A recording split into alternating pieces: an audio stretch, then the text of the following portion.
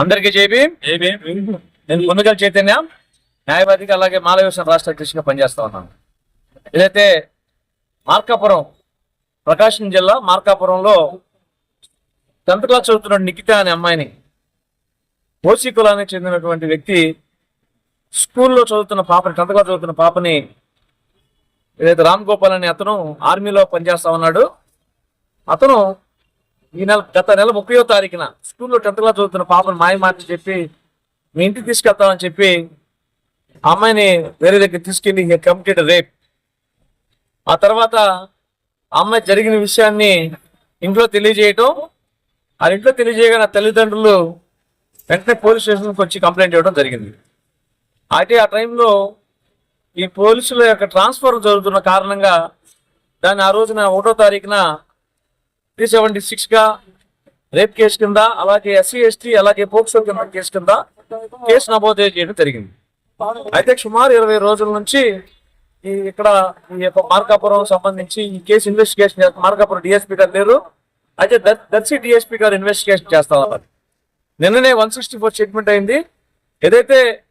ఎవరైతే ముద్దాయి ఉన్నాడో అతను తన యొక్క కులం యొక్క ప్రాబల్యం చూపిస్తూ ఎవరైతే బాధితురాలు ఉన్నారో వాళ్ళ యొక్క కుటుంబ సభ్యులకు ఫోన్ చేసి 3 లక్షలు ఇస్తాం, 4 లక్షలు ఇస్తాం, అమ్మాయిది పిచ్చిది అని ఒప్పుకోమనే అంత దారుణంగా ప్రవర్తిస్తూ ఉంటే ఇక బాధితురాలు వీళ్ళంతా కలిసికట్టుకు నిలబడి మాకు ఫోన్ చేయటం, వారి తరఫున మేము పోరాటం చేయడం, మీకు రావటం.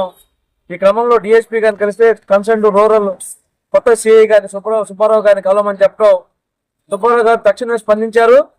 2-3 రోజుల్లో ఖచ్చితంగా ముద్దాయిని అరెస్ట్ చేస్తామని మాకు కమిట్మెంట్ ఇవ్వడం జరిగింది.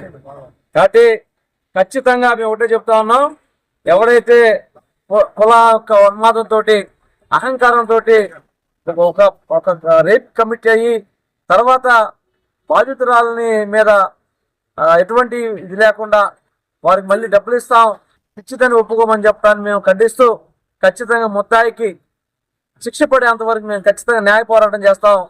ఈ బాధితురాలకు రావాల్సిన ఏదైతే బెనిఫిట్స్ ఉన్నాయో అలాగే ఆ బిడ్డకి పూర్తిగా అండగా ఉంటామని తెలియజేసుకుంటూ సెలవు తీసుకుంటాను. జైబీ. అమ్మాయి పాప పేరు నిఖిత, పాప పేరు ఏపు నిఖిత, తనకు చదువుతున్నది. ఈ నెలలో 30 తారీఖు అబ్బాయి తీసుకెళ్లాడు. పాప మనకి పెళ్లి చేసుకుంటాను. తర్వాత 30వ తారీఖు సాయంత్రం కంప్లీట్ ఇచ్చాము. FIR నమోదు చేశారు CI గారు. తర్వాత మమ్మల్ని పిలిచి బెదిరిస్తున్నారు. వాళ్ళు 3 లక్షలు ఇస్తాం, 4 లక్షలు ఇస్తాము, రాజుపడండి, అమ్మాయి మెంటల్ అని చెప్పండి, మీరు తల్లిదండ్రులకు అమ్మాయికి మైండ్ పోయిందని చెప్పమన్నారు. మేము ఒప్పుకోలేదు. మా అబ్బాయికి ఇప్పటి వరకు అరెస్ట్ చేయలేదు.